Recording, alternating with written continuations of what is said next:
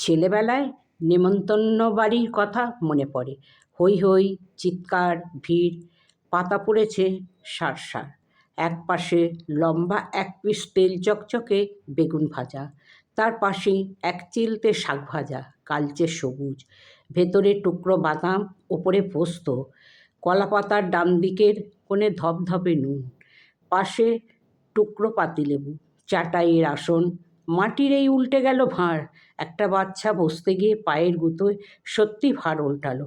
অমনি রে রে হৈ হৈ, সামালকে সামালকে, জল আসছে। জল গড়িয়ে ডান দিক থেকে বাঁয়ে, বাঁ দিক থেকে ডান দিকে। যারা ইতিমধ্যে বসেছেন কেউ কেউ উঠে দাঁড়ালে। না না, সব ঠিক করে দিচ্ছি। মাতব্বর গোছের কোনো ছোট কাকা বা রাঙামামার আবির্ভাব। এমনি নয়, একেবারে নেতা হস্তে ন সংস্থিতা। অপারেশন সানশাইন আবার বসা, কোমরে গামছা, ধুতি অথবা প্যান্ট পরা। পাড়াতুতো দাদা ভাইদের হাতে ঝুড়ি, বালতি, গামলা। থরে থরে আসছে ফুলকো গরম লুচি, ডাল, কুমড়োর ছক্কা। আর দুটো নিন দাদা। এই গণেশ, এখানে ডালটা ঘুরিয়ে দে। শীতে ফুলকপির তরকারি, গরমে আলু পটল, মাছ, মাংস। ওরে 2 পিস মাছ দে চক্রবর্তীদার পাতে। কি বৌদি, পাত এক্কেবারে খালি? শ্যামল, মাংসটা এদিকে আনো বাবা। টিউবলাইটে রজনীগন্ধা আলো, সেন্টের গন্ধ, সিল্কের শাড়ি, আর আত্মীর পাঞ্জাবির কড়া কাপ্পা মাঞ্জা। কি খবর বর্দা, কতদিন পর দেখা হলো। আর ভায়া, বয়স তো হলো, শরীরটাও তেমন জুতের নয়, বুঝলে। ইতিমধ্যে দোরগড়ায় হইচই, বর এসেছে, বর এসেছে। মেয়েদের হুল্লোড়, সমবেত উলু, শাঁখ, মাইকের বিসমিল্লার সানাই, ছোটাছুটি। কাকিমা, জেঠিমা, বৌদি, জামাইবাবু, পিসেমশাই, রতন দাদা, ফটিক কাকা। চটি খুঁজে পাচ্ছেন না বিধান স্যার। স্কুলের দাপুটে মাস্টার বিয়ে বাড়িতে কায়দায় পেয়ে কোনো ওচাটে ছাত্র তাকে টাইট দিল বোধ হয়। স্যারের বিবর্ণ মুখ। মেয়ের বাবা প্রায় পরাজিত সৈনিকের মতো মুখে একটা সিনথেটিক হাসি ঝুলিয়ে ঘুরছেন, আর মধ্যে মধ্যে রেগে উঠছেন। কি কি কি হলোটা কি? এখনো শরবতটা হলো না? কি যে সব করে এরা। পাড়ার চেনা পাগল সবাই যাকে জগাই বলে চেনে, আজ সেও এসেছে। নিমন্ত্রিতদের ভিড়ে মিলেমিশে দিব্যি বসে গেছে পাত পেরেও।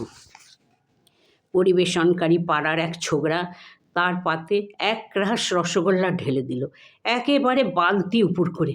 খা শালা খা। জগাই অবোধ শিশুর মতো হাসে, তারপর রসগোল্লা গিলতে থাকে, গোগ্রাসে গিলতে থাকে পাত ভর্তি রসগোল্লা। খাক খাক, জ্যাঠামশাই বললেন। আহা, আমাদের মিহির ডাক্তারের ছেলে গো, বাপটা অকালে মরল, মা তো কবেই গিয়েছে। ছেলেটা জন্মাবধি অমন পাগল।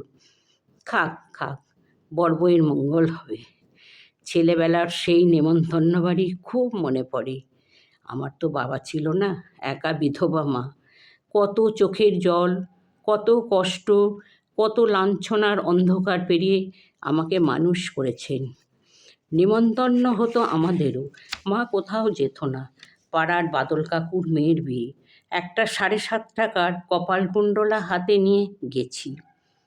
মনে মনে খুব লোভ হচ্ছে, আজ কত কি খাবো। বাদল কাকুদের রমরমা অবস্থা। লুচি, বেগুন ভাজা, মাছের কালিয়া, পাঁঠার মাংস, রসগোল্লা, সন্দেশ। আরে বসে পড়, বসে পড়, আর দেরি করিস নে। এরপর বরযাত্রীরা এসে পড়বে, পরের বাচ্চার জায়গাই হবে না। একজন হাত ধরে জোর করে বসিয়ে দিল জগাইয়ের ঠিক পাশে। জগাই আমাকে দেখে হাসল, হে হে হে হে হে হে, অদ্ভুত হাসি। সামনেই কলাপাতায় জমা হয়ে গেল লুচি, বেগুন ভাজা, ছোলার ডাল। বাদল কাকু এসে বলল, বসেছিস ভোলা, ভালো করেছিস, খেয়ে নে পেট পুরে। তোরা খেলেই বর বউয়ের মঙ্গল, বুঝলি। ভালো করে খা রে জগাই, পেট পুরে খা। বলতে বলতে বাদল কাকু ভিড়ের মধ্যে মিশে গেল। তোরা খেলি বর বউয়ের মঙ্গল? তোরা? আমি আর জগাই? আমি তো জগাইয়ের মতো পাগল নই। তবে পাত ছেড়ে উঠে পড়লাম। তখনও হাতে ধরা কপালকুণ্ডলা। সোজা ভিড় টেলে বউয়ের সামনে গিয়ে দাঁড়ালাম। গাল ভর্তি চন্দনের ফোঁটা আর গা ভর্তি গয়নায়। চেনা সুনীতিদি হাসল। রঙিন কাগজে মোড়া কপালকুণ্ডলা তার হাতে তুলে দিয়ে কোনো দিকে না তাকিয়ে চলে এলাম। বাড়ি আস্তে আস্তে ভাবছিলাম, জগাই আর আমি খেলে সুনীতিদি আর তার বরের মঙ্গল হবে? আমরা দুজন কিসের এক, আমি আর জগা? বাড়ি ফিরতেই মা বলল, বর কেমন হয়েছি রে? বইটা দিয়েছিস তো? কি কি খেলি রে ভোলা? আমি উত্তর না দিয়ে জিজ্ঞেস করলাম, মা, পাগল জগাই আর আমি এক কিসে? মা অনেকক্ষণ কোনো কথা বলল না, চুপ করে কত কি ভাবল। তারপর কাছে এসে মাথায় হাত রেখে বলল, তুই না খেয়ে চলে এসেছিস না রে ভোলা? আমি চুপ করে রইলাম।